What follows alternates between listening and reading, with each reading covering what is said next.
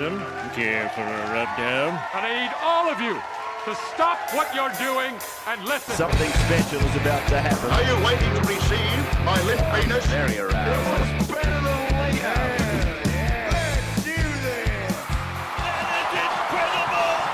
That is unbelievable. That is brilliant. Yeah, g'day rubbers. Welcome back to the weekly Rub Down, a podcast that rubs down everything NRL Supercoach.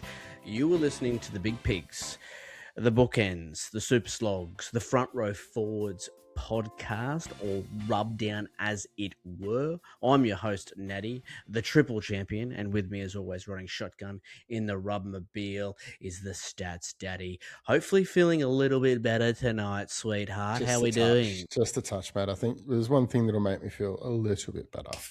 Yeah, let's do it. Let's rip the scab that off is one. definitely what's going to make me feel. Lubricate the lips. I'm on the hard rated lemon limes tonight. Oh, did you get that mixed 10-pack? I'm telling you, these are just drinks. I hear These are just drinks that people have left in my fridge over a few I hear little the parties mango over the one silly is season. outrageous. The mango Yeah, I one think is I've got- the tits. I have got. Oh, there's a million of them in there. I'm just trying to Blast get rid them of them. fast. Oh, Actually love Gage it. Roads. It's a good drop. I'm an even bigger fan of Gage Roads now that they sponsor the Bears. Mm. So What a shout out to our old quality friends, first sponsorship. Gage Roads. I'm glad back the in the cash day converter's when- got in there as well. When we used to get beer delivered to our doorstep, those were the fucking days. Oh, yeah. Anyone that's Rico, what a legend. sales reps for beers or hard liquor, Yeah. and you maybe have a bit of a surplus each month, and you don't know what to do with the beer or said hard liquor, slide into our DMs, because I know a couple of blokes that'll delete all that pretty fucking quick. Don't you worry. If you need a little shout out on big the time. podcast, we'll sort that out as well. Even more than Righto. a little bit. Fuck. Righto. So Hooker is in the bin. Thank fuck for that. Yep. We move on to the front row forwards. But before- We'll need to back it up a little bit. We did speak earlier. I missed the fact that we had one hooker who got reclassified from 5'8" to hooker. It was Benny Hunt. next to irrelevant. So I think he comes in about 12th out of the hookering options. So look, realistically, I'm not interested. I'm not that disappointed that I missed him. So yeah, next. Yeah. And he'll probably get overdrafted because of his name, and people will 100%. be sorely disappointed with that little move. Yeah, for sure. Now, Patreon, time to suck each other's dicks. Of course, it's killing it at the moment, and it's to the fucking mood. It's just on a mad trajectory at the moment, the Rub Club. It is going insane. It'll get better and better and better as the preseason rolls along. Like I said last podcast, if you want the best statistical backup for your classic or draft Supercoach teams, look no further. This is it, people. This is the number one place. There is too much stats on there. You won't get through it. You won't get through the amount of stat sheets that are on there, I promise you. You'd have to fucking quit your day job. It scratches every itch possible.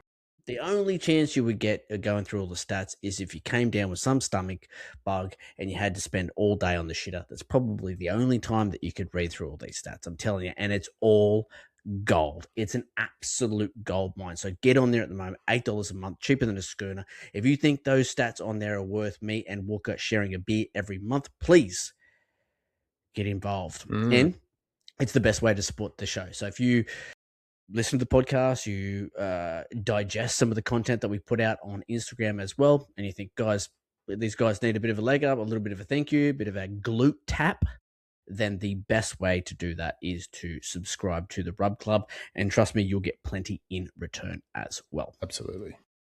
Now, speaking of the Rub Club, you need to be a subscriber to join the Rubbers League, which is our draft league with the listeners. Wook and I, we manage a team together, and then there'll be 9 rubbers in there. We'll go head to head. It will mirror the Lovers League, so it'll be bets, hoops of banter. We'll have a WhatsApp chat in there, so you'll get direct access to us. Won't be helpful access because we're kind of cunts on the WhatsApp chat. We're not going to help you with anything, but you'll get to see the Supercoach draft side of us where we're ripping and a tearing. Yep. The inner workings. The curtain comes down, and sometimes everyone doesn't like what they see. But well, you want to come and fucking dance with the big dogs on the porch, that's what you're going to get. Damn straight. Now, I did mention last podcast that if you are trying to do a comment on Spotify, and because of the 500 character limit on there, you decided not to do it. If you want to screenshot that comment and then send it to Wooker on the Patreon, on the Rub Club, Wooker will give it to me and I'll read it. That's the only way you'll get it through. That's it. So, and Wooker has sent me one today. So I'll read it out, but get ready, get comfortable, slip into something. Ready, it's a long one. This is girthy. All right, let's get into it. The weekly rub down. If you want to waste hours of your life listening to 2 mentally deficient imbeciles providing subpar entertainment and advice, this is the podcast for you. Between Natty not being able to pronounce team names properly, Warriors, what? And Wooker mumbling and fumbling his way through half of his sentences. It's a miracle these two, very fair. It's a miracle these 2 bellends still have a podcast and were somehow lucky enough to be affiliated with real professionals such as the Guru and Bloke in the Bar. What a dick sucker that is. Wow. These 2 can't even keep an episode running without having at least one technical failure, talking about their penises nonstop, and arguing over who's the least shit at Supercoach. That's all very fair. Natty should be on a sex offender. Natty should be on a sex offender list with the amount of time he spends talking about either giving or receiving various kinds of homoerotic love from every player with an average above 60. I mean, let's be honest, above 55. Don't even get me started on the 70s porn stash with his shitty tattoos that a primary schooler would be embarrassed to have drawn. Wooker is like an autistic kid who is good with numbers but is socially awkward as a boner in a kindergarten. Wow.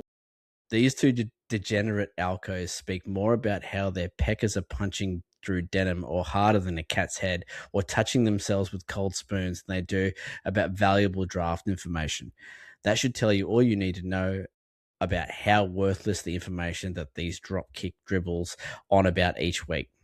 I'm a worse Supercoach drafter for having listened to you, and may have God have mercy on your souls. 5 stars though, lads. Uru. That is I like the Billy Madison ending. Fantastic. That is very good. That's my favorite so far. Yep, That is very handy.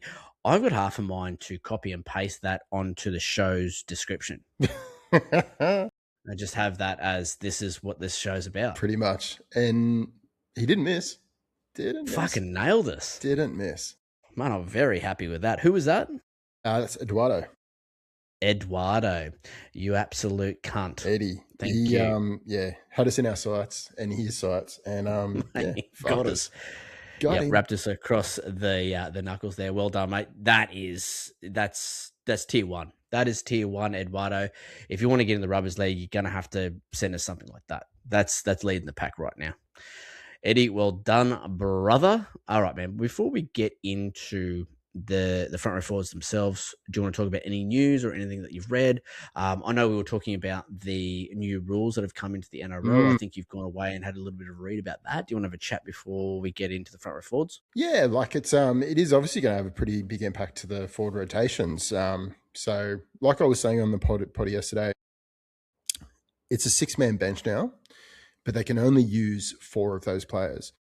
Now, what does that mean?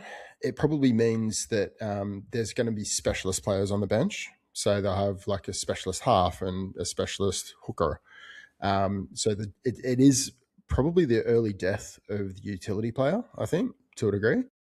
What it also means is we're not going to have a proper read of what the forward rotations are going to be like based on the benches, because the benches are going to have 4 forwards and 2 backs or middle utilities. So yeah, I think it's just going to be too much of a risk for us to go bench players now, until we see how it plays out and how certain teams and coaches use those benches. And I guess, yeah, definitely bench players. Like, it's going to be too hard to even draft anyone coming off the bench. But also, and I guess when we go through the front row forward rub down here, we can chat about some coaches and teams that really like to keep their forwards fresh. Maybe even sort of giving a wide berth to some of the starting players in those teams. Yeah. Because if now the coaches have got more of an inclination to rotate their forwards, it could be it could be a real fuck around this year, honestly. It's also, we were talking about this in the green room, it's the consistency. It's not going to be there. Like the ebbs and flows of a game from week to week, like the requirements might be different. So certain players mightn't even get a run, or they might get more of a rest because they're just saving them, and there isn't a need for them to put them out. So I'm super concerned what the impacts will be on front row forward. Just another thing we've got to worry about. 100%, mate. But keep it in the back of your minds that things may change with those rotations, especially with some of these big boys like the lads we are going to chat about tonight. All right, bro, let's dive straight into the big girls and start getting our hands on some of the pigs. Yeah. Too big, too strong, and a little bit of razzle-dazzle from a front rower, if you don't mind. How big is he? Big man, that's for sure. Let's get you a rub down. All right, so disclaimer at the start of all the ranks that we talk about. Fluid, very early, things will change, but don't hold back in getting into us about our ranks because we love the back and forward. And sometimes people call us out and we actually take notice of it as well. I take notice of all the comments. Yeah, like sometimes you guys will make me think like, fuck, we've got that wrong. We'll have to change that. So definitely get involved in the banter. Tell us that we're wrong. Okay, so front row forward, what are we looking for here? Consistent minutes. The low CV for me is a big thing. I love looking at a low CV. If you take your mind back to Blake Laurie and how much I fucking loved Blake Laurie, the reason I liked Blake is because you get him late and his CV was so fucking low. Remember, like it was like a 19% CV or something, Blake Laurie, when he was humming. Oh yeah. I love big pigs with a low coefficients of variance. So mid to low 20s, I like to look at that. If you can have a little bit of a think about their role in the team as well, I really like front row forwards that are the clear alpha, the standout front row forward that the team is going to lean on for them to lead the pack, because that sort of ties into that consistency. They're going to need them out there for that 45, 50 minutes, and it's not going to change a lot throughout the season because they need them so much. So as we go through some of these front row forwards, we'll talk about some guys that may be changing in role and maybe getting a bigger role in teams because of some guys moving on or what have you. But yeah, that's a good thing to think about with some front row forwards as well. Alpha, good PPM, low CV, consistency. That's what you want with your front row forwards. And again, as we go through the strategy, trying to get someone that's a little bit late, sort of past that round 7, round 8, that can give you all these things, especially if everyone's on the same page and we're sort of putting front row forwards to the back end of the draft. That's where you're going to find some value. So anything you want to add there, Wook, with the big boys? Yeah, like we did see a bit of a changing of the guard with some really big averages put out there by Payne Haas, Terrell May getting the 80s, which is ridiculous. But we also had like Tapane, Keon almost gets 70. I think there is a significant change from what we were looking at 2 years ago to how we're approaching front row forward. And yeah, we just have to be a bit more understanding about that. And look, if you can snag someone a little bit later, like a Payne Haas late in round 1 or a Terrell May late round 2, it's not the worst thing in the world, especially in a non-captain's league. Yeah, The non-captains league is a big call there with some of these elite guys, especially Haas and May. And it is a bit of an outlier in my opinion last year, but not so much that we can't stand up and take notice. Yeah, we for can't sure. ignore what happened last year, right? So, and we sort of touched on this a couple of times throughout the preseason already, is, maybe we're not jumping on front row forwards in round 3, round 4. Maybe we're jumping on front row forwards in round 7, 8 instead of 9, 10. Yeah. So maybe looking at them a little bit early, just because, okay, we've taken notice that, the value is a little bit earlier than it has been in previous seasons. Yeah, I definitely think there's a lot more value to be had than in previous years at front row forward. Yeah, shit ton more than hooker. I know that much. Right, let's get into 2025 top front row forwards with at least 15 games under their belt. Number 1, Big Payne Haas, 87 average. Number 2, Terrell May, 83 average. Number 3, Joey Tarpanay at 72 average. Number 4, Tino with a 70 average. He'll just be 2RF in 2026. Number 5, Aaron Clark, 69 average. Nice. Also just 2RF for 2026. Keon Kolomatangi, 68 average. Number 6. Number 7, Paddy Carrigan at 65 average. Number 8, Adam Fanua Blake at a 65 average. Number 9, Lindsay Smith at a 63 average. And number 10, Jackie Williams at a 62 average. What's your thoughts there on that top 10 just off the dome, bro? I'll tell you what a bolter Jack Williams was to make it in the top 10 in the year of the front row forward. I'm a big Jack Williams guy. You know this. Oh, yeah. When he's playing on the edge, I'm all about him. And he puts in enough work as well. Not the most talented player around, but he gets in the graft and he goes hard. So, look, I'm looking at his base power, 57.1 from last year. So, look, you know what you're going to get week in, week out with him. Yeah, he's nice. Obviously, with Aaron Clark and Tino falling out of that top 10, there's a couple of spots that we need to fill in 2026. Yeah. I think, those top 3 are just as steadfast. But there's a few things that we need to talk about with some of these other guys. I mean, it was good to see Lindsay Smith there. We were big on him over the past couple of years, definitely coming into the 2025 season. So that was good to see him. A little bit of a fallback from AFB. Talk about whether he can have a bounce back season. Paddy Carrigan, stalwart. Keon Kolomatangi, the minute's going to be there now that he's moving on to the Dragons.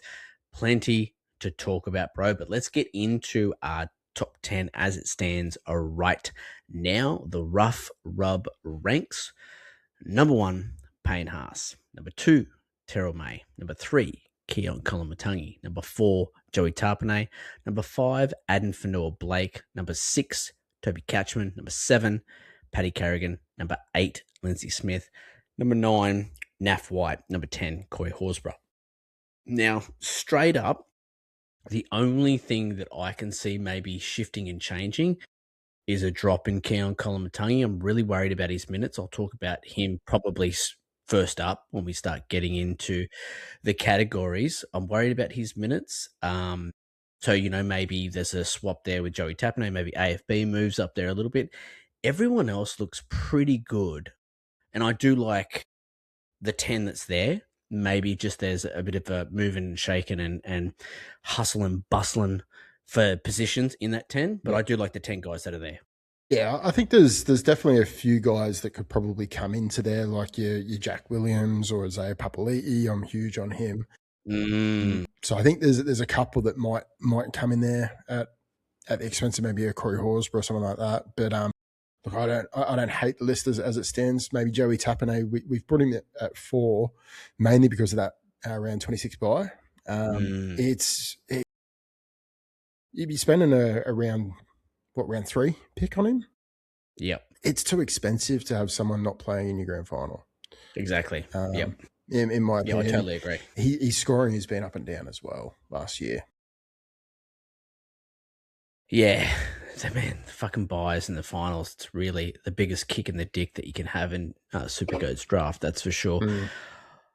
All right, So if you are new to how we do our positional analysis podcast, what we do is we break up our chat of the position into draft categories. The draft categories are elite, guns, sweet spot, bargain basement, and Hail Mary. And they're categorized in how we see rounds and picks. So elite would be picks 1 to 10, usually round 1, obviously, in a 10-man league. You're looking for like a 70, 75 plus average there. Guns, pick 11 to 30. Rounds 2, round 3, 60 plus average for those guys. Sweet spot picks 31 to 70, so rounds 4 to 7. You at least want a 55, 60 average out of those guys. Then pushing in towards the back end of your draft, your bargain basements picks 71 to 110, rounds 8 to 11 in a 10-man league. You're looking for value out of these guys. And Hail Mary, bench spots, picks 110 plus, rounds 12 to the end of your draft. This is punts, guys, that you just feel on the spot. Maybe you're looking for upside, maybe you're looking for depth, something like that. So that's how we like to categorize guys that we're talking about. It gives you an idea of where we think their value lies as we talk about each of the players, rather than just talk about a long fucking list. Yeah. Sort of ties in well to draft. Righto, bro.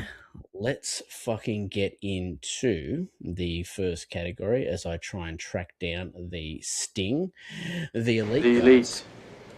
Best of the best. I got a boner.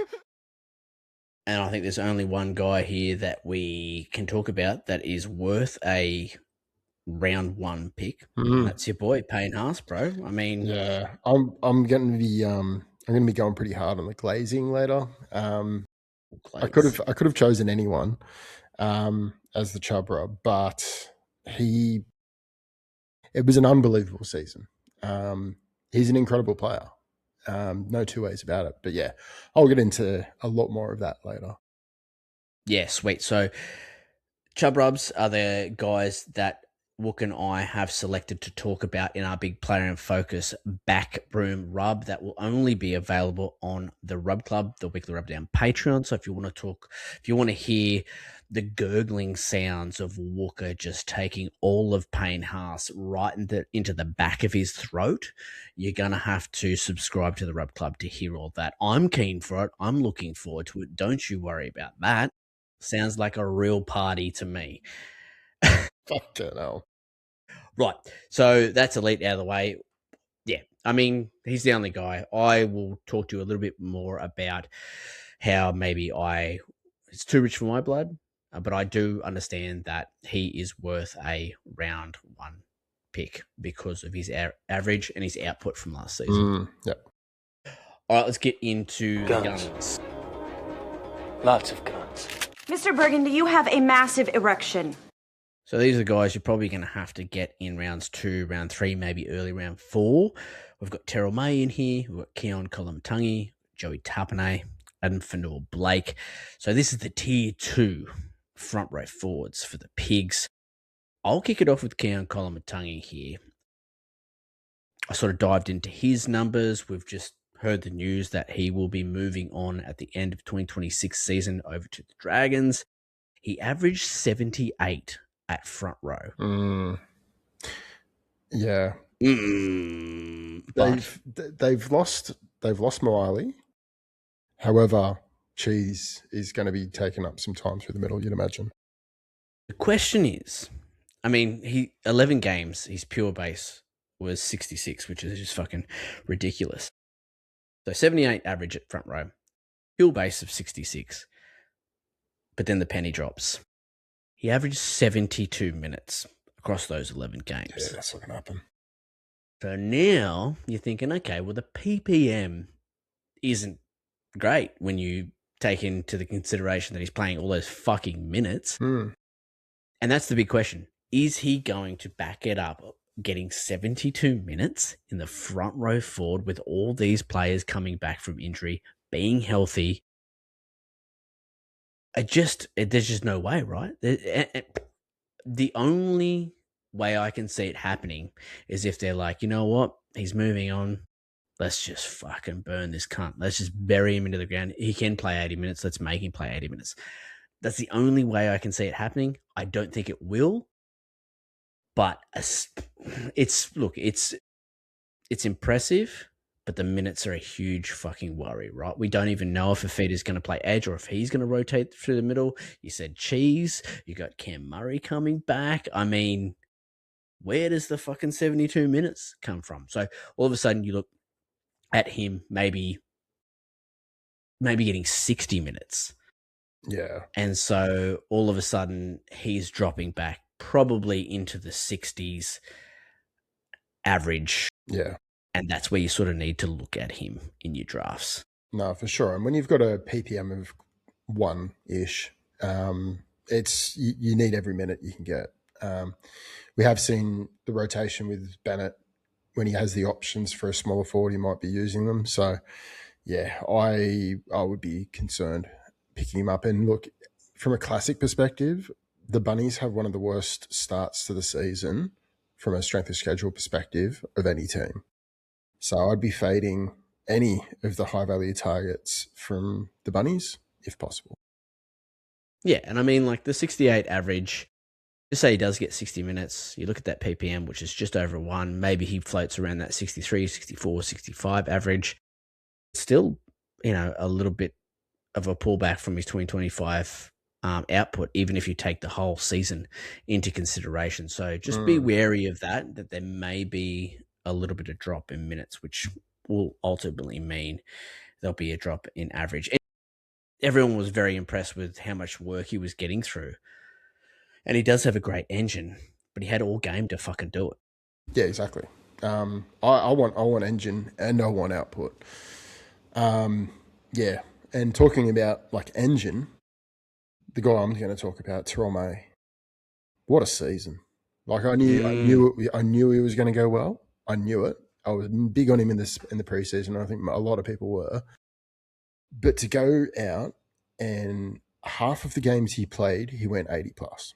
Half of the games, he was a set and forget captain most of the season. Yeah. The one big detraction I have with him for this season, he averaged 73 minutes. Yeah, it's the same conversation, isn't it? Such a similar conversation. The only difference is the PPM. I feel like with Terrell May, he can ramp it up. So he had a 1.14 PPM from last season. We saw when he was at the Roosters and he was averaging, I think it was about 54 minutes. His PPM was up towards 1.4. So in lower minutes, I think it can kind of one hand plays with the other. So I do think that it's not going to be an absolute train smash with him. But the 83 it's going to be really hard to follow that up. Yeah, and I agree with you because even just basing it off the eye test when you're watching Terrell May play, if he is in for a big minute game, and obviously him and Benji talk about this before the game, like, okay, we're going to need you out there for a long time. You can see that he conserves his energy. You can see that there's points where, like he'll get the ball and he'll pass it out the back. He'll be a bit of a link man instead of just tucking under his wing and going for it. And then in the games where he played around that sort of 60, 65 minutes, he was much more involved and that PPM did rise. So I think you're bang on there in the sense that less minutes just means he's going to be more involved. So it's not going to fluctuate too much. Whereas I think with Keon Kolomatangi, if he gets less minutes, I think that is going to hurt his average. So yeah, Terrell May still going to be a steadfast round 2 pick if you are that way inclined. If you're happy to spend a big pick on a front row forward, I mean, it doesn't get any better than Haas and Terrell May. I think there will be a bit of a dip in minutes for May. 73 is fucking ridiculous. It's a lot. And they've got Bunty Afol coming into the side. They've got Rossi Hunt. They've got Sione Fainu, who was playing on the edge for parts of the back end of the season because they were trying him out on the edge. They got KPP, so he's going to be playing through the middle again. Like, they've got so many options with 12, Fidel Pole. Like I've just got very massive concerns about those minutes. Like I said, he can ramp up his PPM though. There's a bit of a difference to some other players. And you've got to sort of put your mind into the mind frame of the coach, right? So like he's young, he's going to be the future of this club. He's going to be a big part of them moving forward. do you want him playing 73 minutes every game? Probably not. You want to conserve him so he's not fucking smashing himself and he's not decreasing his overall career output with the Tigers. So it makes sense for them to pull him back a little bit. But yeah, he's just an absolute fucking weapon. There's no two ways about it. And only scored the one try. So there is room for growth. But yeah, I don't think they'll use him in that way, unfortunately. No, I wouldn't be banking on him scoring a lot of tries, that's for sure. All right, I'll get into Joey Tarpanay here. Career year for Joey. 72 average, and actually he averaged less minutes than his previous 2 seasons. So talking about PPM, Joey's got it in fucking spades. 1.38. Yeah, that's massive. That's 1.38. 1.38 is ridiculous. I mean, what a weapon. Less minutes, just went fucking ham. Just not quite as good or consistent enough to be a week in, week out captain. So he had some really good games and strung a few consistent games together, but then he dropped like a 55 or something like that, which would drop his average. And if you're picking front row forward with an early pick, like a round 3, you want him dependable. You want him fucking dependable week in, week out. You want him being May. You want him being Payne Haas. Where is if the rest of your team is having a shit week and you just need a dependable guy, you want to be leaning on these big picks. But that 1.38 is hard to ignore. Obviously, we talked about the buy in round 26. That's a huge deterrent for Joey Tarpanay. I mean, front row forwards that you pick in round 3 are going to be easier to replace than maybe a high octane fullback or a CTW or someone like that. But still, you want maybe your first 4 or 5 picks. Definitely, you want them all there for the 4 weeks during the finals. Yeah. So, but I just had to touch on that PPM, which was just floored me. I was like, "Fuck, a big Joey." Yeah. Career year, less minutes. I do like it. He's I've always kept my eye on him. He's he has some really good attacking output at times. We don't see it enough, and I think with but this is the last year of Josh Papali'i, so maybe we will see him go a bit more ham through the season. That's true. That's true. They've just got such a good forward pack. They do. It's unbelievable. Best forward pack in the game across the board. That's for sure. Yeah, impressive, Joey. All right, brother. Who else you got in this category? AFB, so Adam Finnell-Blake. So got a 65 average from last season. Only scored 6 tries, so we've seen him score more in previous years at the Wires, but to be fair, at the Seagulls. So look, had 21% of his games over 80 points, so it's not too shabby for a front row forward option. 25% for his CV. I'm not hating that. Pretty decent variance. Close enough to a 60 average in base power. So, look, he comes into this season. I think there's a potential uptick in his output. Second year at the is it second or third year at the Sharkies? Second, maybe. Second, I think. Yeah, so I think there's obviously another preseason. The combination with Brayley with the halves, I think as well. I think there's potential for him to have a bit of an uptick there. I don't think he falls away, so I don't think it's a risky play. But you're still going to have to spend probably around 3 or around 4 pick on him. Maybe a bit too rich for my blood, but the Sharkies do have a decent run in the finals. AFB is an interesting one. One thing I did notice with his minutes, they fluctuated quite a lot. Like he went through stints where he was only getting 40 minutes. I know he had an injury. I think it was soft tissue with a calf or a thigh or something like that during the season, which probably tied into some of those lower minutes. But not consistent at all when you have a look at it as a whole. With his tries, I actually think that's probably where you're going to see him sit with the Sharks. At the Warriors, they were a middle-heavy team. They attacked through the middle. Whereas the Sharks, all their prowess in attack is on the edges. Get Nico the ball on the outside, get Will Kennedy on the sweep. You've got Ronaldo Mortal, you've got KL Ero, get the ball out to those weapons.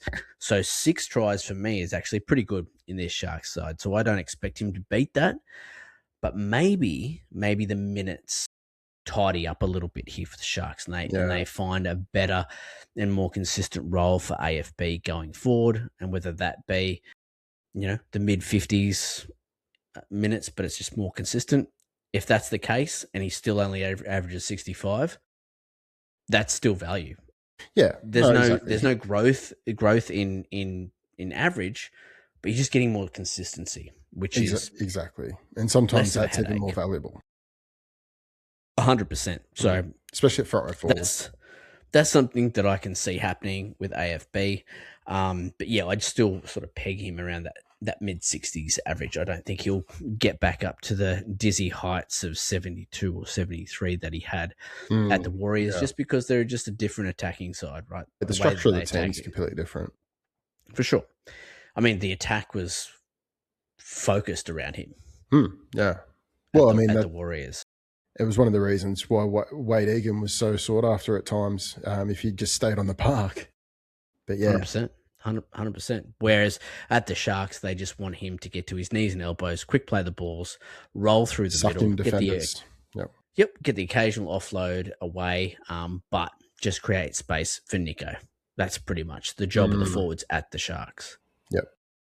All right, bro, let's move on to the sweet That's your sweet spot right there. Oh my God. Oh, fuck. Oh, my God. Fuck yeah. And this is probably where I'm going to start darting my eyes over to the filter and having a look at the front row forwards to see where they're falling, what's happening with them, who's taken who. Yep. We've got guys like my boy Toby Couchman, Paddy Carrigan, Lindsay Smith, Naff White, Corey Horsburgh, Jack Williams, Max King, Jermaine Hopgood, Isaiah Papali'i, Leo Thompson, Tanila Paseka, Jamin Jolliffe, JFH. Lots of value to be had depending on where these guys start falling. Now, I'll kick it off here with my boy Toby Couchman. Picked him up off waivers. He may have even been free agent. I'm not sure. Great pickup in the 2025 season. At front row forward, he averaged 59 minutes for a 67 average. That's a PPM of 1.13. We like that. He did come back from injury and he played 80 on the edge where he averaged 64. And he was super banged up. Like his fucking shoulder was held together by wet masking tape. Duct tape's way too strong. Now the Dragons, this is the thing I like about Toby Cashman. The Dragons lose JDB, Eisenhuth, Clemmer, Molo. And who have they bought? Josh Kerr.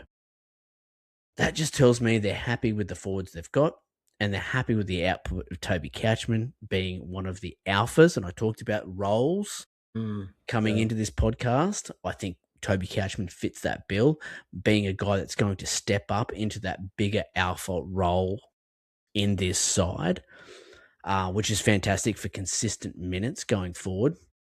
Now, he could easily be a mid-60s, high 60s averaging front row forward, who I think will get slept on because, I mean, he was injured for the most of the season, which means he's not at everyone's forefront. And the only reason it's so fresh in my mind is because I owned him. And owners will be aware of this, of how good he actually was. But that 60 average that's next to his name, that won't help his value. However, he doesn't have a super sexy Supercoach name, right? So what happens when you've got an average next to a name that doesn't have that prestige or sexiness to it from Supercoach lens, through a Supercoach lens? People don't trust that average. Go, I don't know about that. 60 seems like, I don't know, that's weird. And they gloss over them, right? Unless you've been listening to the Rub Down and you know exactly what we're talking about here.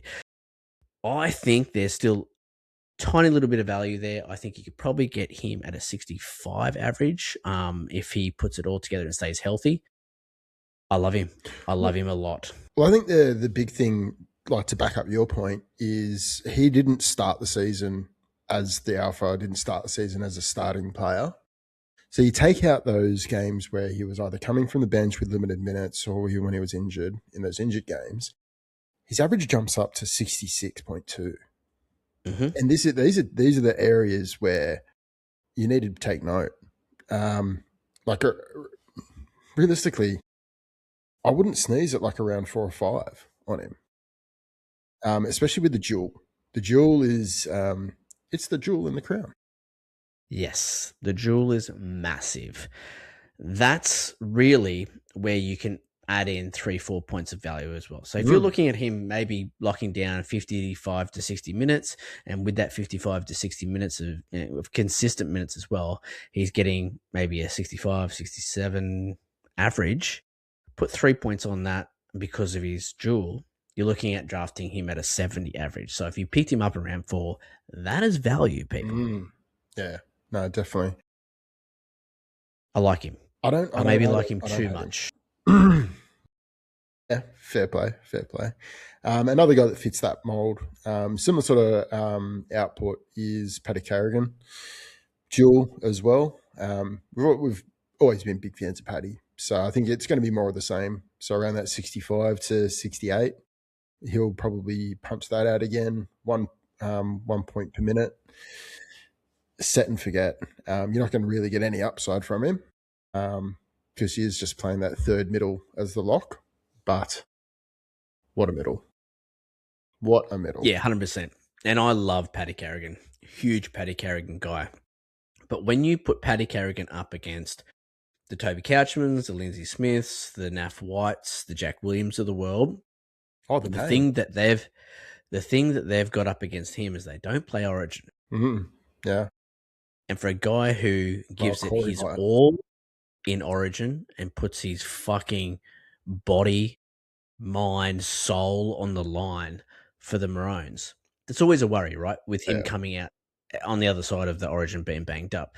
So you've always got to sort of toss that up as well. It's like, okay, do I wait around and maybe get a Lindsay Smith instead of Paddy Carrigan?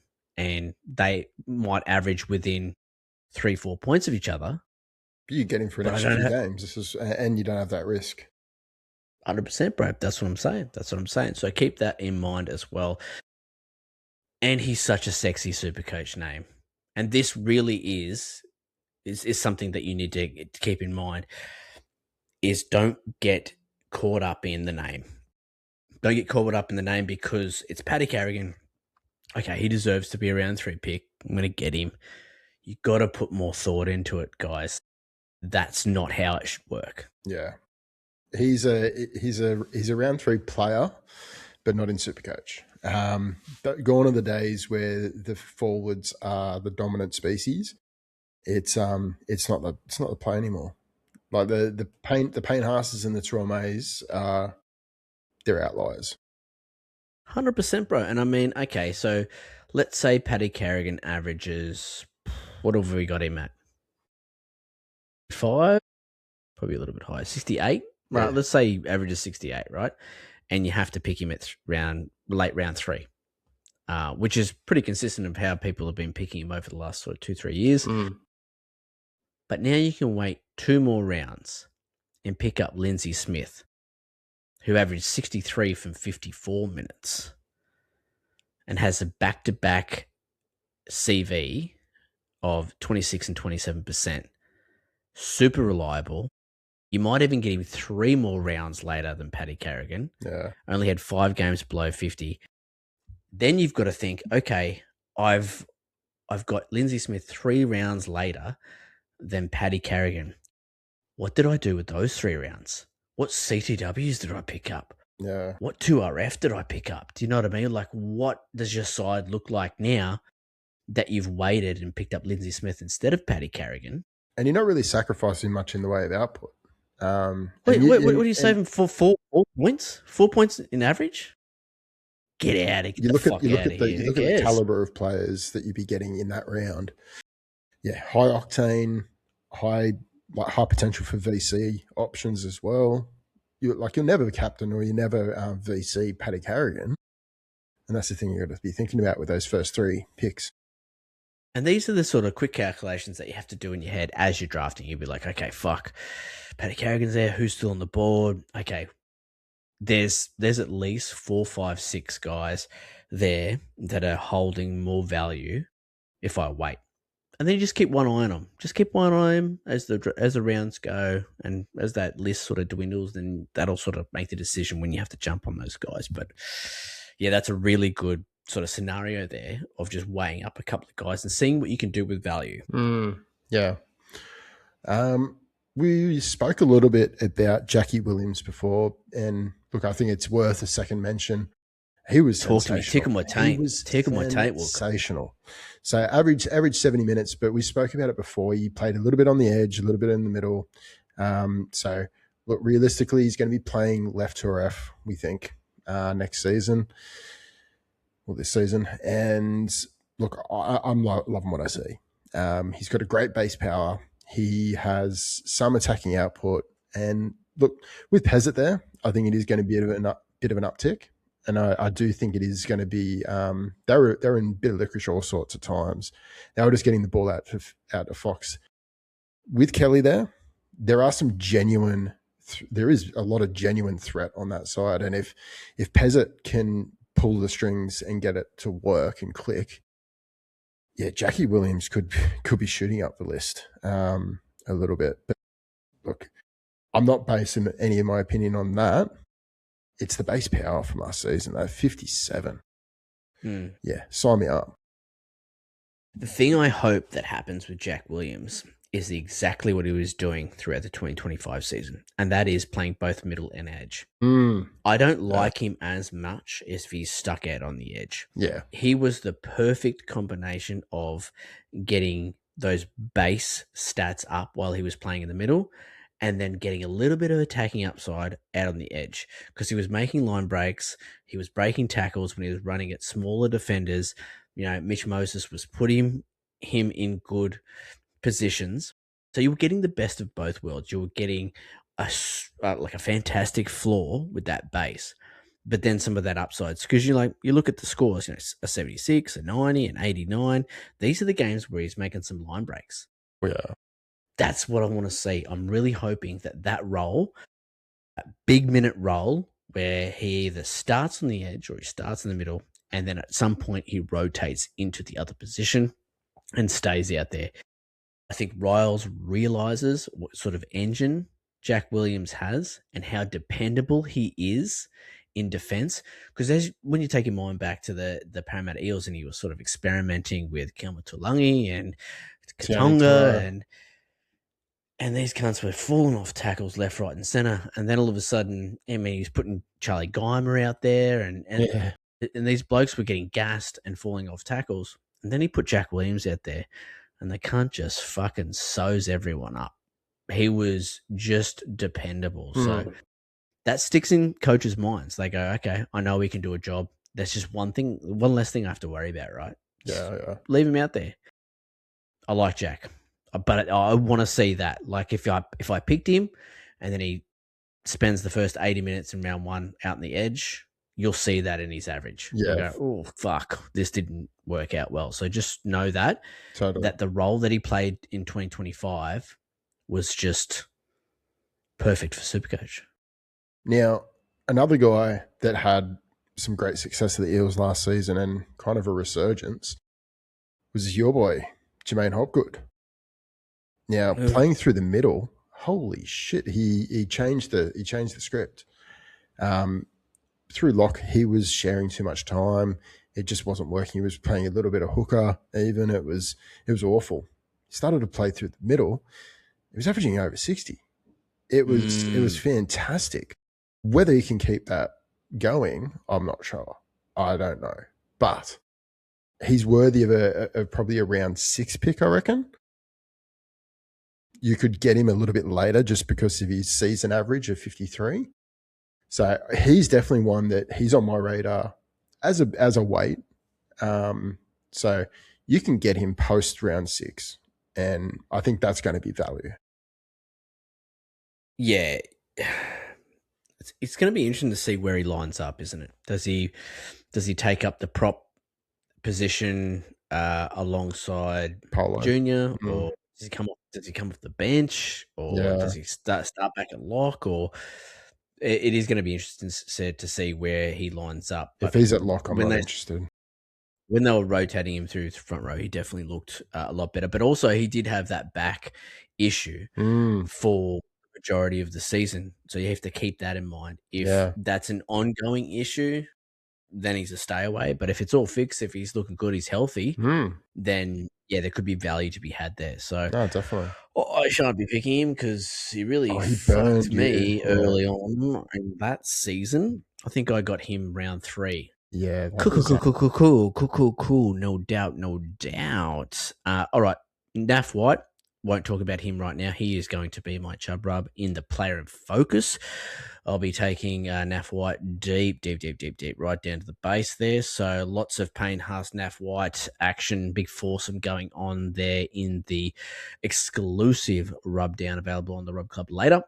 Nice. Isaiah Papali'i, let's have a little bit of a chat about him because he's probably the most interesting guy in this position because we just don't know what's going to happen with him.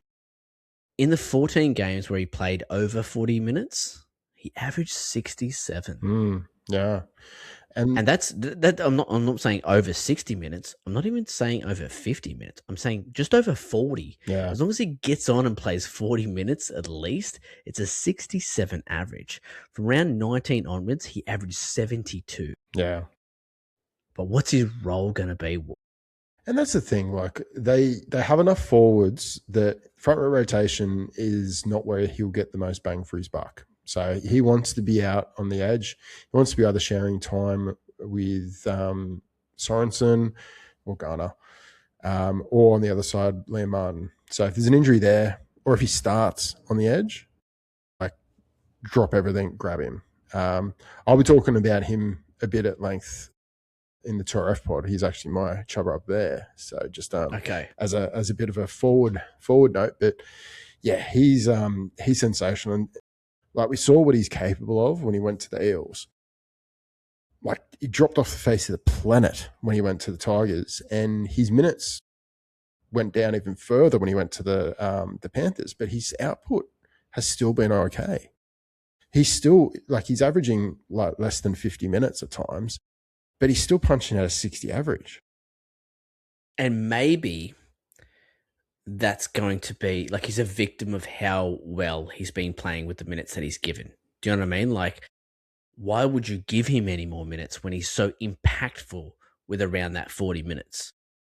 Yeah, why would you put him on the edge and put out a Liam Martin or a Scott Sorensen who have proven that they can do the damn job in those positions when he's showing you, when IPAP is showing you how fucking good he is rolling through the middle, coming on against tired defenders when he's fresh, when he's got fresh legs.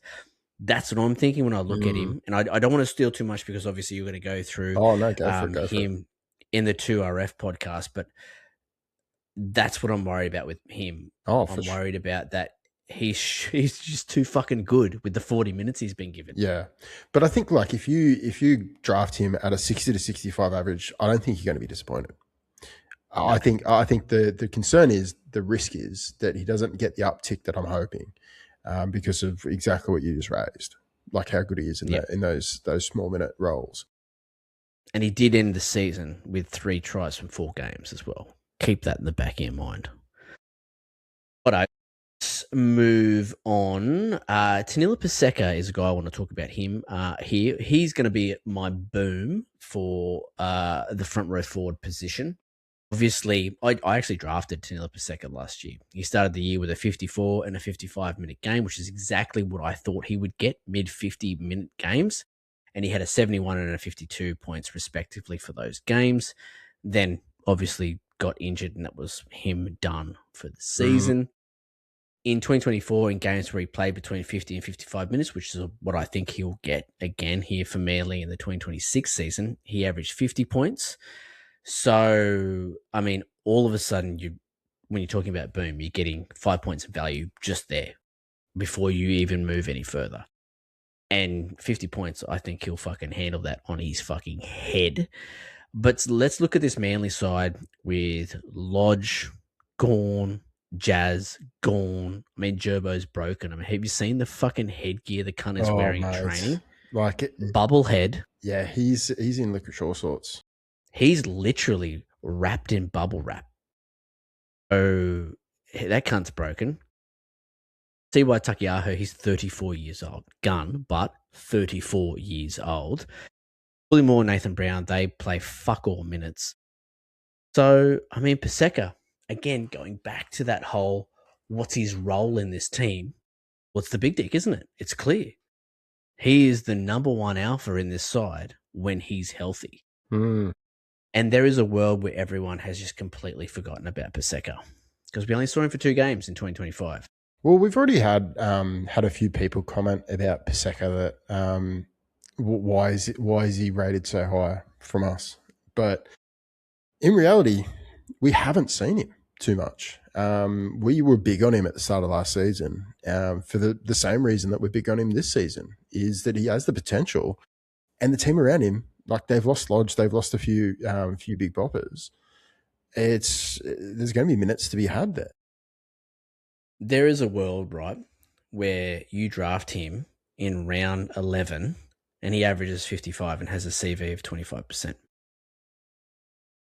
That's the world I want to live in. I don't hate that world. I mean, honestly, that can happen because, I mean, you just said it. People are always going, hey, Paseka, fucking, that's a bit of a weird pick. Don't sleep on Paseka. He's a fucking weapon. It's just because we haven't seen him in a long time. Take your mind back to those first 2 games where he was steamrolling cunts. But even back to 2024, every time we got the ball, he was a handful. Yeah. Coming in fresh, be coming in as the number one guy. I'm not saying go fucking pick him in round 6, but I'm telling you, Paseka is going to be there late. And when you see him late, take him because you're going to be fucking sweet with him. No, I totally agree. And the beauty is he's coming into the season off a 48 average, so you're not going to have to spend the ball to get him. No. No one's really going to be looking at him as well. And I honestly think the boom's going to be 7 points. Yeah. 7 points of value there. Yeah, for sure. No, I don't disagree with that. For me, the guy I want to talk about is Jermaine Jolliffe. So obviously, RCG leaves the building. I think there's a bit of an uptick there to be had for Mofo, but also Jermaine Jolliffe. He can score a try. We only saw that happen once last season. Finished the season with a 51 average, had a few injury-affected games. You take those out, jumps up to a 55.6 average, which I do like. Has a 1.01 ppm, 51 average minutes. I think there's an uptick in minutes. I do think there's an uptick in attacking output as well, potential. But the Titans have a good start to the season from a strength of schedule perspective, but it's more the back end that I'm liking. Not really affecting the front row forwards too much, but the easier games means they may have a bit more of an opportunity through the guts. So 12% of his games were over 80% as well, which for a player of this level is pretty damn good. Yeah, you sort of want him with that 60-minute range. And another guy that I owned throughout 2025, and when he was pumping out those 60-minute games, especially post round 19, I mean, he was near fucking unstoppable. 63, 55, 91, 62, 66. Oh, I mean, for a guy that you got off waivers, that's fucking the best. That's exactly what you want. And so you're saying you're pretty confident that he'll have around that 60-minute role? I don't know about 60, but definitely like around 57. I think there are minutes to be shared around. How they're shared around, especially with the new bench makeup, I just don't know at this stage. But we know Tino's a big minute player, so he's not really going to get too much of a rest. Mofo, he's not as big a minute forward as we've seen in the past. Like I think last season he only went 53 minutes on average out of 22 games. There's probably a bit of an uptick in both Jolliffe and Fodawaker based on RCG not being there. Pahulu went to the Storm partway through the season. Yeah, I do think that there is potential there. I think that because you used to have Mofo with the 60-minute role. Yeah. I think it has swapped there. I think Jolliffe is going to be the 60-minute guy. I think maybe Mofo is going to be that sort of 55 sub guy. Mm-hmm.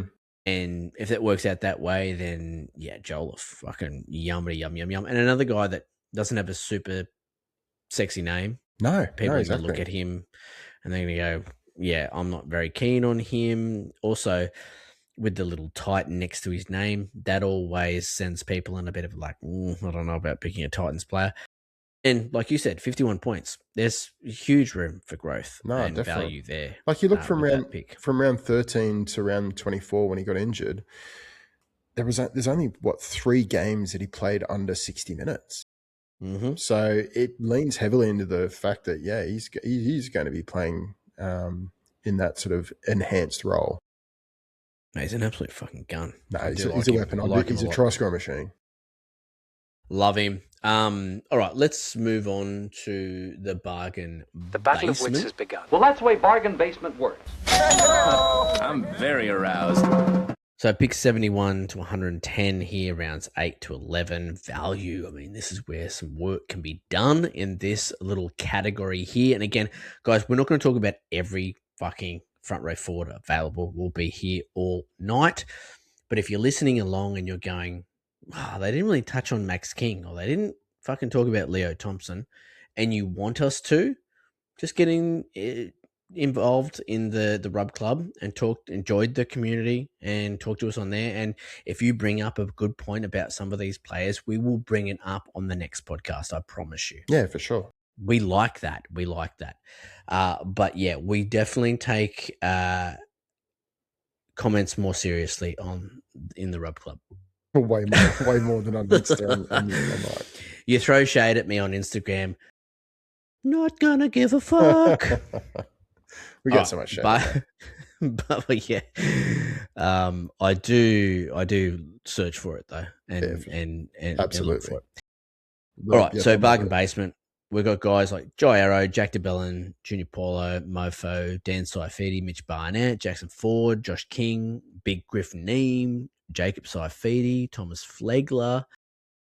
Who do you want to talk about here in this list, bro? There's a few that I want to talk about, but mainly like pretty much harks back to the Hooker podcast. Like Jack DeBellin, I think he's going to be suffering a similar fate to what we saw with Hopgood sharing a fair bit of time with Dylan Walker.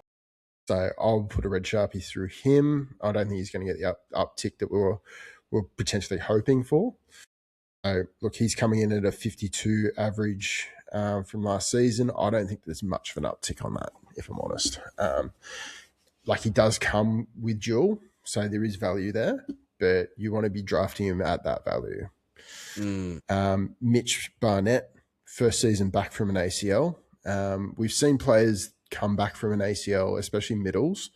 Doesn't have as much of an impact as other players, especially backs. So, look, I'm not 100% off that. It's just the volume of big boppers that they've got. So they've got Jackson Ford. I've got him as my bust.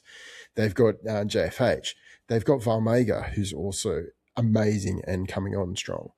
They've got such a long list of quality forwards in that rotation that the minutes are going to be very, very hard to come by. So, and if there is one team that is going to utilize the fucking 4 to 6 man bench and do it in a way that's going to confuse us all, it's definitely going to be the Warriors. It's too much of a risk, and especially with how they've used their bench in the past with, I don't know, guys like Lecker and all that. Like it's just going to be a nightmare week in, week out. So I don't want any part of it. I've got Jackson Ford as my bust, like I mentioned. I don't think Mitch Barnett's going to have a tanked season, but he's coming off a 54 average last season. I think I'd be happy to get him at that. I wouldn't be going for the 64 average that he had in 2024. I just don't think that's going to be possible with the quality of forward pack that they've got. Yeah. Yeah, I'll be staying away from Warriors forwards, if I'm honest. I think there's a lot of question marks and a lot of guesswork that's going to go into the minutes that are going to be shared along throughout that pack, especially with the new rule coming in. Yeah. A guy that I forgot to talk about in the sweet spot was Stefano Utokumano. I mean, he might slip into the bargain basement with that 53 average, but he's actually my sleeper, and I did mention him in the Just the Tip podcast as a guy that I'll be keeping a keen eye on.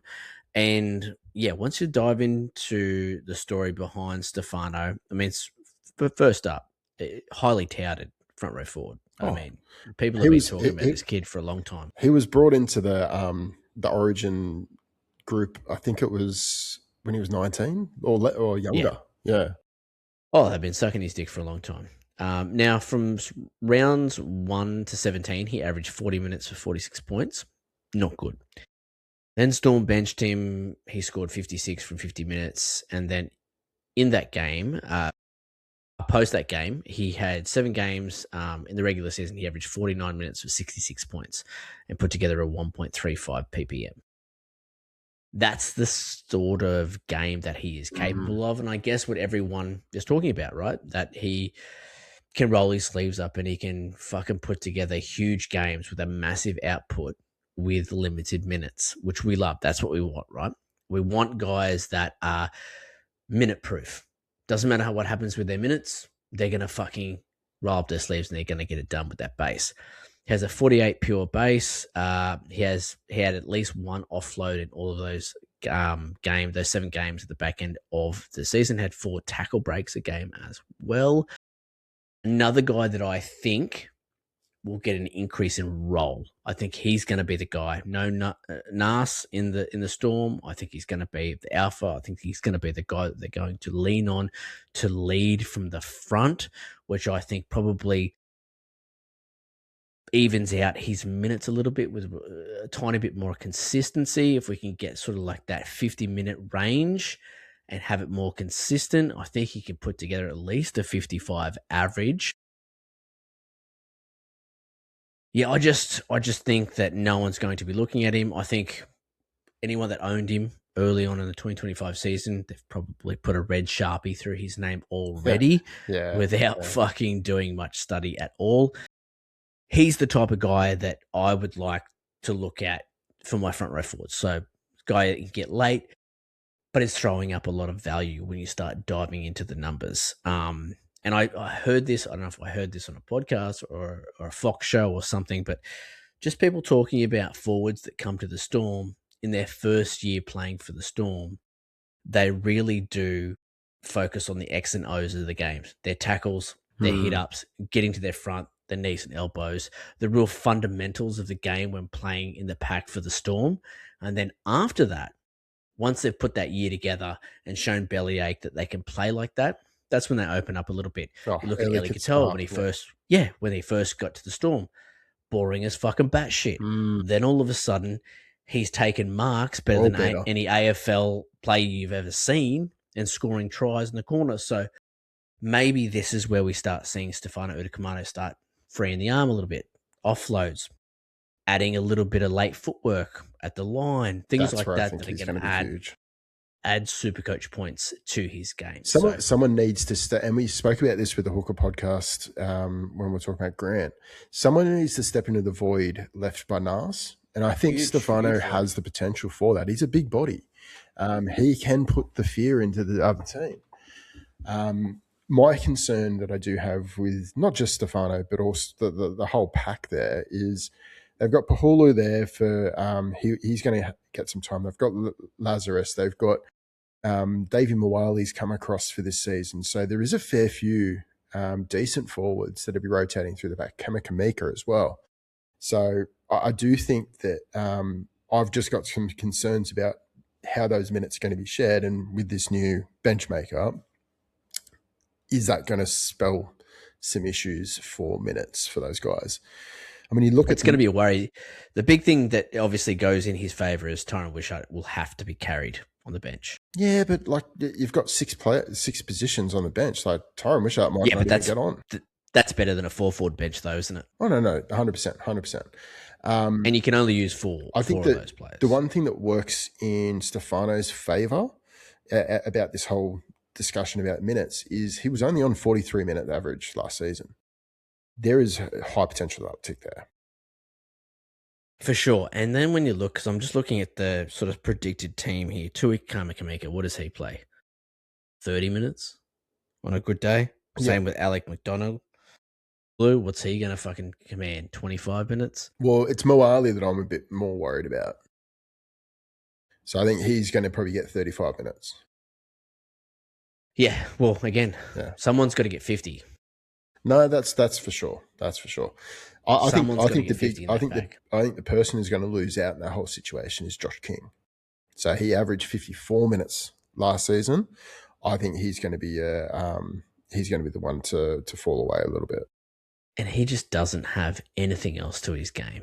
He doesn't have that late footwork. He doesn't have that offload. He doesn't have these things that are in the repertoire of Stefano Utokumano. So, and honestly, this chat that you're saying about benches, we could have this chat about every single person we're talking about tonight. Oh, especially, with the front row forwards. Absolutely.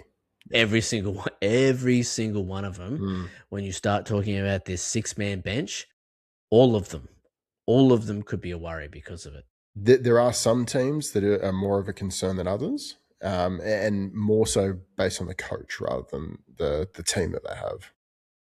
Especially teams that have 80-minute hookers. Yes. So we just talked about Adam Fanua-Blake with Blake Brayley as an 80-minute hooker. That's a worry. Yeah. And you don't have a guy on the bench that is going to be a utility to soak up minutes. Well, especially like once McInnes comes back as well, why on earth would you be carrying a hooker on the bench when you can rotate McInnes through there if Brayley gets injured? It doesn't matter. For sure. Yeah. And I guess with the Storm, even though Harry Grant can play 80, you just have to carry Wishy because he can play. Wishy can cover so many positions, but he's also talented in all of those positions. Yeah, 100%. He's a great pickup for the Bears. Oh God, captain coach, Wishy. I'm gonna get a Bears jersey with Wishart on the back. Oh yeah, yeah, for sure. Wishy from Hundos. Yep.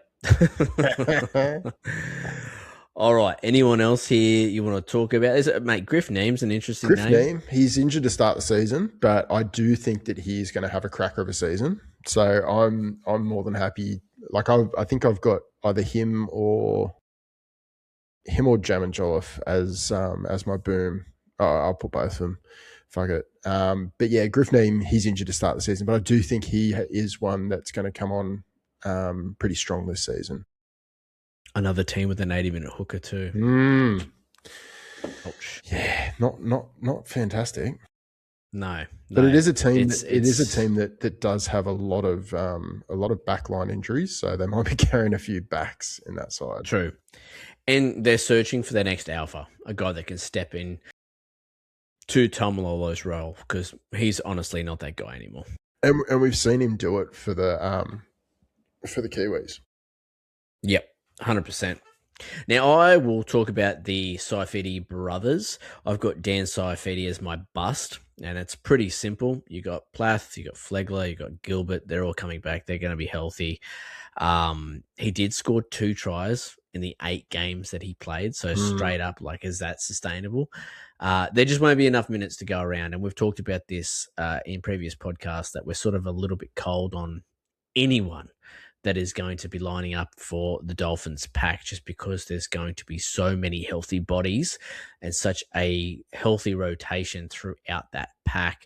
I don't think he's going to average that 62. I mean, the 62 average was massive for him anyway. But even the output, like we used to joke about, like you could set your watch to the PPM for both Saifidi brothers, like 0.95 year in, year out, close enough to 1 point per game. He's up at 1.23 last season. It just feels like an outlier. Just feels like an outlier season. 100%. So he's an easy bust for me. Now his brother's a little bit more interesting. He has got potential. Games over 45 minutes, he has a 53 average. So there's a 9-point bump in his average right there, if you want to talk about value. No Hetherington, no Thompson. We keep talking about roles here. If he ain't the alpha in this side, who the fuck is? Phoenix Crossland? Do you know what I mean? It has to be Jacob Seifert. I think they're already talking about him at preseason. I'm sure the coach is pulling him aside and saying, you need to lead these young blokes. You need to be the guy. It's your fucking pack now. He's an origin forward. Like he needs to take some ownership of that team. Like 100%, he's been resting on the laurels of Leo Thompson just dominating and being the alpha, taking a lot of the pressure off him since his brother left. So, but I think it is going to be very interesting to see who lines up with him, because the guy that we'll talk about in the next bit. Like I don't know who it's going to be, whether it's going to be Matty Croker, whether it's going to be Trey Mooney, whether it's going to be Brody Jones. Like there's a whole raft of guys. It might be Tyson Frizzell, bro. It could be. It fucking could be. And that's where we're not going to know until we get closer to trials. And I don't know how close. One thing certain is he has to be the guy. He has to. Well, he's the only locked down prop. That's it. He's the only one that I'm certain he will be playing starting prop. So how doesn't he turn that 44 points into a consistent 50+ average? Honestly, if he can't do that, the Knights will be in trouble. Yeah, big time. And like even with his 44 average from last season, like you take out his injury affected games, that jumps up to a 50. So it's not even a train smash of a season. Yep. Especially where we're looking to pick him up. Again, these are the type of guys that I like to pick in my front row forward. I mean, if I could get Stefano Utokomato and then back that up with a Jacob Seifert with my last pick, I'm loving that front row forward pairing. Thanks for coming. Yeah. All right, but anyone else here in the bargain basement you want to talk about before we get into the Hail Mary? Well, I think the only one we haven't spoken. Well, no, actually, there's a couple we haven't spoken about, but maybe Tom Flegler. Does he like we already spoke about fading the forward pack at the Dolphins? Does that include a Thomas Flegler? For sure. Yeah. There's question marks about his fitness coming back. Obviously going to be a bit of rust there coming back into this side. And then why would you have him play big minutes? Yeah. If you didn't have to. If you've got all these healthy guys that, you could obviously rotate through. And with Gilbert, with Flegler, Dolphins, I'm sure, will be implementing a 6-forward bench. Because there's so many guys they've also got that are carrying injuries. A lot of guys that can play a few positions, like Plath, like Donahue, but a lot of the time they'll just be used as extra forwards. Yeah, middle guys. So it just doesn't spell great things for anyone in that pack, does it? No, I agree, man. Totally. All right, let's peg this bad boy into the end zone. Let's get into the Hail Marys. Mary time here, 4 seconds. We're gonna bet it all. You son of a bitch! I'm in. All right, I kind of shat on this guy earlier. Liwa Takiaho being 34 years old, but he did impress me last year. In games where he played between 40 and 50 minutes, he averaged 50 points, and from round 17 onwards, he averaged 52. I mean, that's not, we're not fucking stroking it over that, but we're talking about a guy that you can get in with your pick 14 or maybe even a free agent pickup at the end of the draft. He very well could put together a pretty consistent 50 average in 2026, especially with all those guys missing, with Jake Travojevic being injured. Like I said, these things when I was talking about Big Paseka. The worry, obviously, is his age, but mate, he was doing the damn thing last year. Yeah. Look, it's I'll be looking elsewhere personally, but look, he can put together a decent score. There are guys around about the same sort of value that I'd prefer to pick up. So yeah, Alex Twiles or Xavier Willison, even to start the season, Jesse Colquhoun. Look, if you're picking him up at your last pick of the draft, I don't hate that. For sure. I mean, you're not expecting a lot, but this is his end of the season: 57, 56, 53, 50, 66, 41, 43, 72, 48, 38. It's not bad. Okay. It's not bad for someone you can pick up so late. Okay, bro. Okay. So, yeah, I mean, none of these guys that we're talking about in this category are going to be sexy, but we're just trying to scrape together some value if you're putting together some depth. And this is what these picks are going to be, right? There's going to be depth on your bench. And if you can, obviously, pick up Jules, but yeah. And maybe you've only picked up one of your front row forwards to this point, and you're like, fuck, I've already filled 2 of my bench spots. Now I have to go back and fix up my last front row forward spot. These are the guys that are going to be left. Yeah. I'm actually relatively big on Alex Twal. Especially from last season when, look, no one was really looking at him. The only concern is they've got additional players coming in. So they've got Bunty Afoa. He's going to be still in a few minutes. We've got Fanoa Pole, who's got another season under his belt. He's commanding more minutes. And we know how much of a big minute forward Traoré is. 46 minutes average. It is a bit of a concern. He's dual still though, and that's what excites me a little bit. Getting him so late in the draft, dual. Like there's a few duals here that I think are going to be very tasty options. So you Xavier Willison. You want to talk about Dimitri Valmega. I think he's going to be sensational as well. I think Trey Mooney, I've got him as my sleeper if he can snag a starting spot in the front row. Trey Mooney is very interesting, and he's obviously, I don't think he'll make it to this category just because Classic will fuck up his value. Well, we say that, but he's still priced at a 442K. So he's not like a cheapie.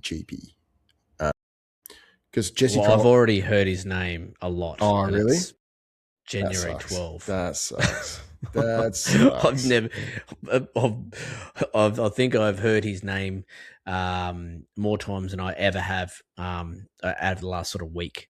Man, can they just shut the fuck up?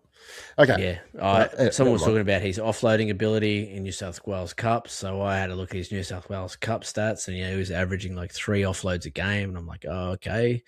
So again, I think he's a great late pick. I just don't think he won't get this category. Late. Maybe more of a bargain basement guy, but he's definitely a guy that we should be talking about because he's got potential to be very sexy. But he needs to get that starting spot to be that relevant. So he had 4 games last season, average 56, so semi-bloody-sational. But he had a fair few attacking output games in that. So it's highly fluctuating output. I'm actually relatively big on Xavier Willison. Now, hearing reports that Piakura has done his knee. Ooh, at training, like first training session. So may or may not start the season. We have seen them dabble with Xavier Willison on an edge. I prefer him through the middle, but he is damaging on the edge. Could do a lot worse. Dual position, 45-minute average. I think he'll grow those minutes a little bit. I think Jensen will be falling away a little bit as well. So yeah, I'm pretty big on Willison as a late pickup. Willison, he fits the bill perfectly for a type of guy that I would target with these late picks, right? He is dual, and he has upside. Those are the 2 big things that need to be ticked for me for a bench guy that I'm getting late, right? Someone that's going to provide me a little bit of flexibility and depth in 2 positions, but also a guy that has try scoring potential, which Willison does close to the line. So I really do like that Willison pick as a very late pick, but also for guys that are running with really deep benches, perfect. You've got Payne, Haas, you've got Paddy Carrigan, both those guys play big minutes in Origin. Willison's the guy that is going to come in and fill that void. All of a sudden, you have an injury to one of those guys. Willison's the next guy up.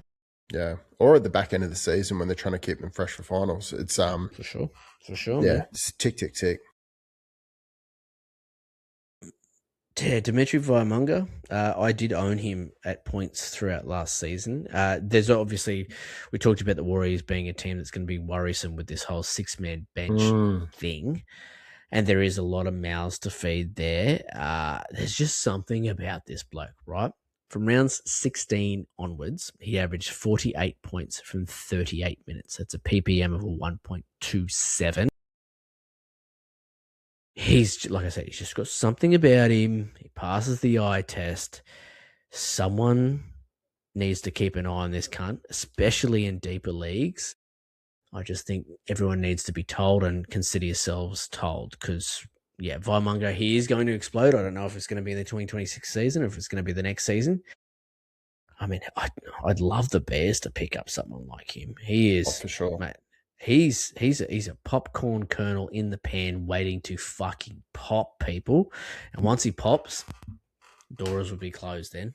Well, I know at the start of last season, SJ was asked, who are the guys that you think are going to take the next step up in the Warriors team, just based on his involvement in the previous season? And Dimitri Vaimunga was the one. He said, yeah, he is the next big thing.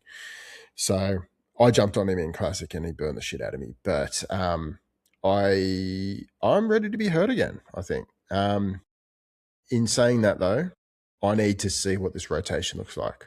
Yeah. I'm not going to start the season with him, but I will be keeping tabs. He may be like a round 3 pickup or round 4 pickup or something like that. He's the type of guy that he won't be picked up in drafts. He'll be on the waivers in round 1, right? Just watch him very closely in the first couple of rounds.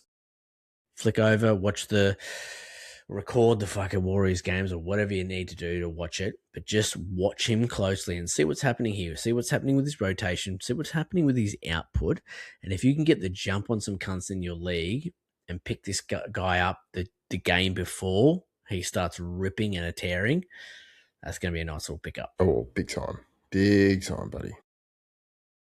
All right, bro. Is that enough for the Hail Mary? We've sort of... I think we've spoken about 80% of the players, so I think we're going okay. I mean, we're getting close to an hour and a half talking about front row forwards. We're doing very well, bro. I think we'd shut up shop last season about an hour ago. I know. Let's get into the happy ending. Happy ending? I gotta let me break it down for you so you understand. I'll hold your hand like a small child. Oh, fuck. Oh, my God. Fuck yeah. All right. We'll kick off the happy ending with a bit of draft strategy stats and chat. So in the 2025 season, front row forwards made a slight resurgence into relevance. Obviously, we've talked about that until the cows have come home. They're well and truly home now.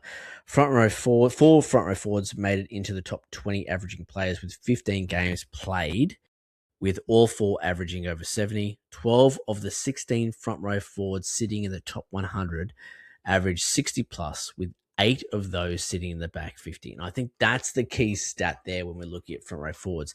It's very easy to get caught up on the 4 front row forwards that made it in the top 20 that averaged over 70. But I think we need to be focusing more on the 12 of the 16 front row forwards in the top 100, 8 of those in the back 50. Yeah. So you're looking at a fair chunk of the front row forwards that are averaging over 60 sitting in the back 50, which just means like, yeah, okay, you're going to have your big dicks, the guys that are going to kill it, your Haas, your May, your Tapane, but there's still a lot of value to be had. And I think we've done a really good job tonight at sort of identifying those guys that are going to slip that could quite possibly get you a 60 average. And when you look at the stats and how it's panned out over the last 3 years, the numbers suggest it. I think, all in all, I'm not going to begrudge someone going heavy on a front row forward like a Haas or a May or a Tapane or something like that. And I'm fine for people to start looking at front row forwards in round 6, round 7. But I still think it's a position that you can wait on. I still think there's a lot of value to be had here. I don't disagree, and it is something that I think you still need to be strategic with it. I think selling the farm to pick up one of those like top end front row forward options, there's too much of a chance of regression for a lot of the guys, like your Tapanés, like your Keons, like your AFBs to a degree. I do think it's worth sticking your head in round 4 to 7. I think that's where you need to be keeping your finger on the pulse, because getting towards round 7, you want to get at least one decent front row forward, your engine room, just to keep you chugging along through your week to week scoring. Outside of that, I think you can just wait, and you can wait to probably about rounds 8 to 10 to pick up your second. Yep. At the end of the day, front row forward isn't going to win you your league. And I don't care if you're captains or non-captains. They're just not that player, right? They have their place in your team, of course, and you don't want to be running with fucking guys that are getting you 35 to 40 points every week. So you want to be smart. And also you want to keep an eye on how front row forward as a position is faring in your individual draft. So if everyone is on the same page with the same mindset and everyone's going, I'm not going to pick up a front row forward, that just means Haas, May, Tapanay, AFB, these guys are slipping, which is pushing the rest of the front row forwards back even further. That's obviously the perfect storm for everyone if everyone just leaves front row forward. But you need to keep an eye on it. Don't get caught up into your plan too much, and with your blinkers on, thinking, no, I'm only going to look at front row forwards in round 6 or round 7. Like be like water. 100%. Engage Bruce Lee and keep an eye on how it's all panning. Like you got to look up, go to the filter, put front row forward, see who's there. Go, oh fuck, look at the fucking cunts that are slipping in this front row forward list. And you can make a decision on whether how much value is worth going. Come on down, baby, jump in. Damn straight. All right, bro, let's get into our boom bust sleeper. I wanted you to see these player evaluations. What's wrong with Cal? I think he's a bust. I mean, the guy has hammies that could literally pull a car.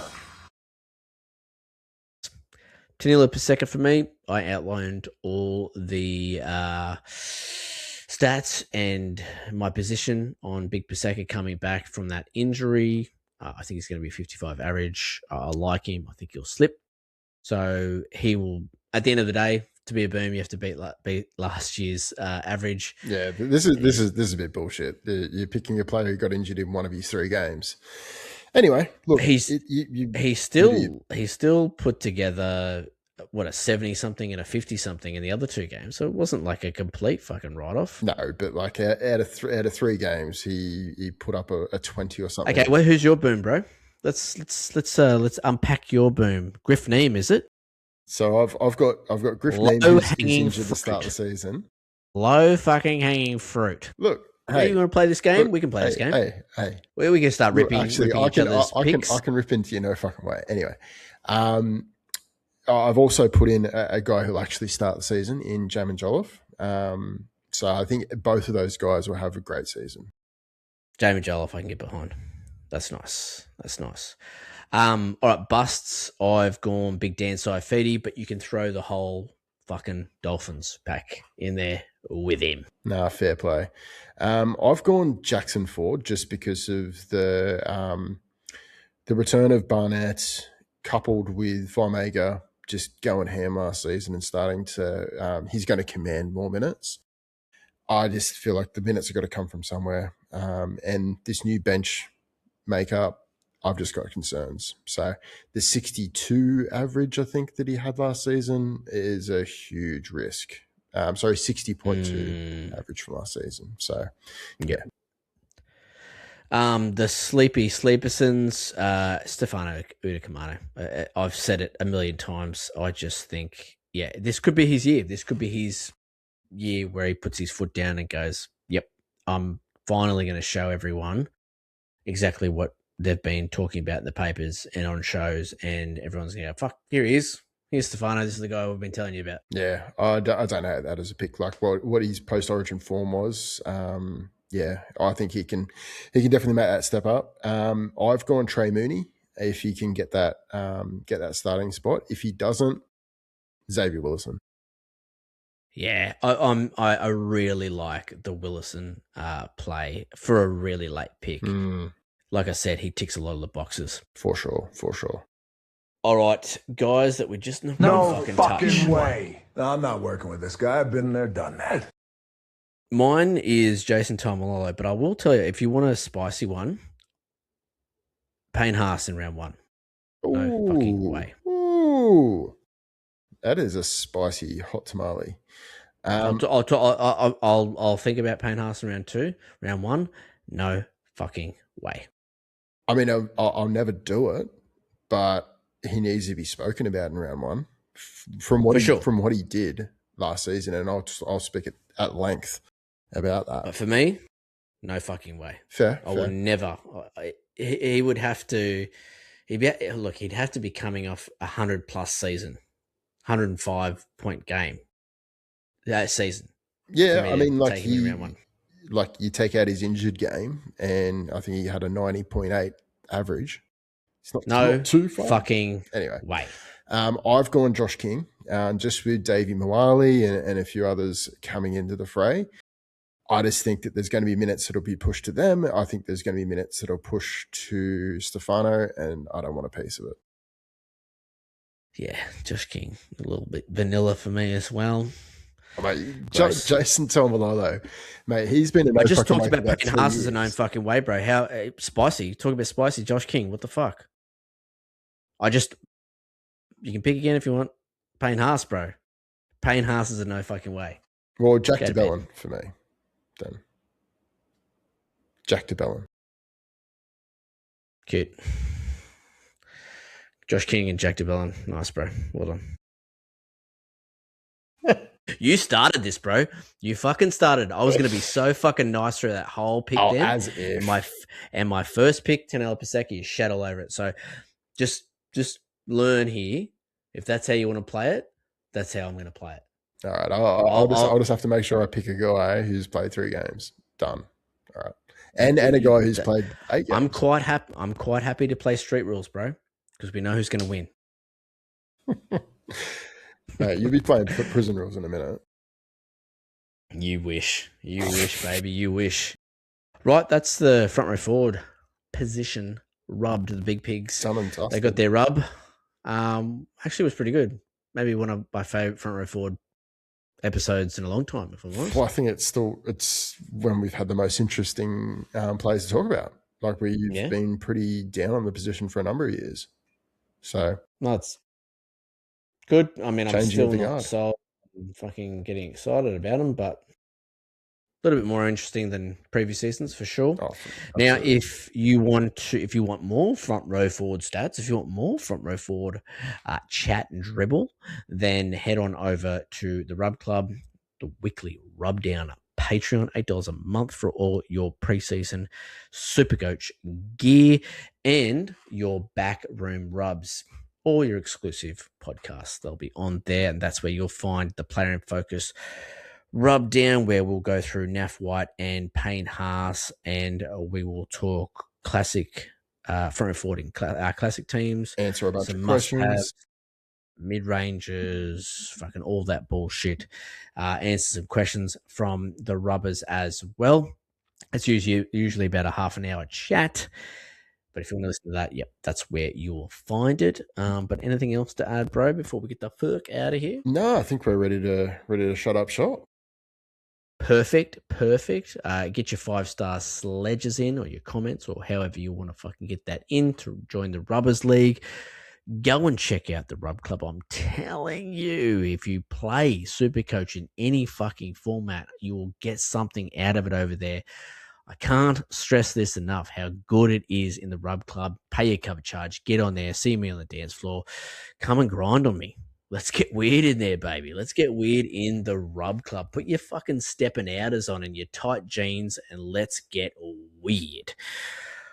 on that note, we will chat to you very, very soon on the 2RF podcast that we'll be recording on Thursday night.